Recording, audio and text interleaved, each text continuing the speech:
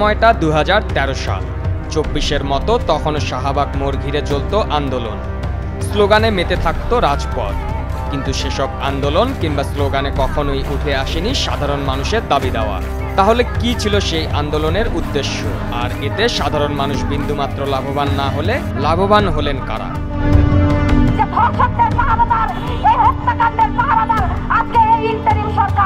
মূলত ফ্যাসিস্ট আওয়ামী সরকারের এজেন্ডা বাস্তবায়নই ছিল সেসব আন্দোলনের একমাত্র উদ্দেশ্য, এমন অভিযোগ অনেকের। আওয়ামী মতের বিরুদ্ধে যারা কথা বলেছেন এবং আওয়ামী সরকার যেসব ব্যক্তিদের নিজের জন্য হুমকি মনে করেছেন, মূলত তাদের চিরতরে নিশ্চিহ্ন করার উদ্দেশ্যই ছিল শাহবাগের সেই আন্দোলন, এমন অভিযোগ আওয়ামী বিরোধীদের।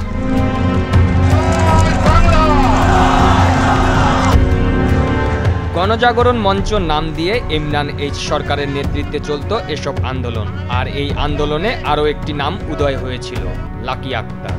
লাকি আক্তার বিভিন্ন রকম উস্কানি ও আন্দোলনে নেতৃত্ব দিয়ে সক্রিয় ভূমিকা পালন করেন। এক পর্যায়ে তিনি হয়ে ওঠেন আন্দোলনের মধ্যমণি।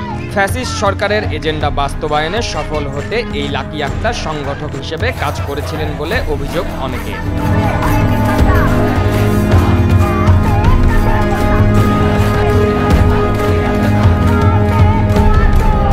বিরোধী মতের রাজনৈতিক নেতাদের যুদ্ধাপরাধী ট্যাগ দিয়ে সরকারের নির্দেশে কাজ করত এই লাকি আক্তারের মঞ্চ।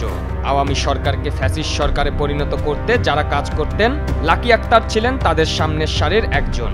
এজেন্ডা বাস্তবায়ন সফল হওয়ার পর অনেকদিন থেকেই লাকি আক্তার নিখোঁজ ছিলেন।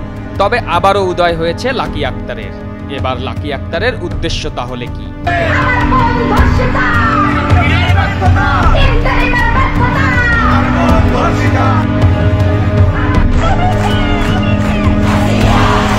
সম্প্রতি দেশে আসিয়া নামক ৮ বছরের এক কিশোরী ধর্ষণের শিকার হলে বিক্ষোভে ফেটে পড়ে দেশবাসী।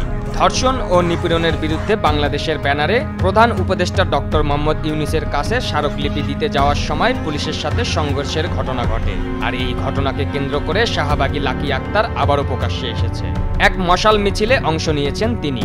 নতুন কোনো উদ্দেশ্যেই আবারও আন্দোলনের বেশ ধরে লাকি আক্তারের উদয় হয়েছে বলে মনে করছেন বিশ্লেষক সহ নেটিজেনরা।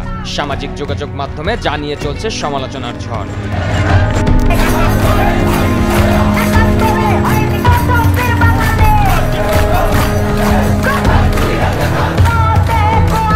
লাকি আক্তারের উদয় হওয়ার সাথে সাথে তার বিরুদ্ধে স্লোগানে রাস্তায় নেমেছে ঢাবি জাবি সহ অনেক বিশ্ববিদ্যালয়ের শিক্ষার্থী।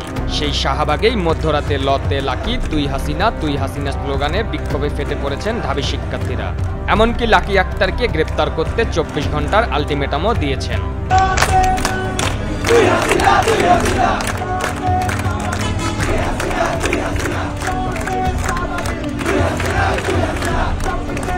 পারভেজ মোশাররফ, বৈশাখী সংবাদ, ঢাকা।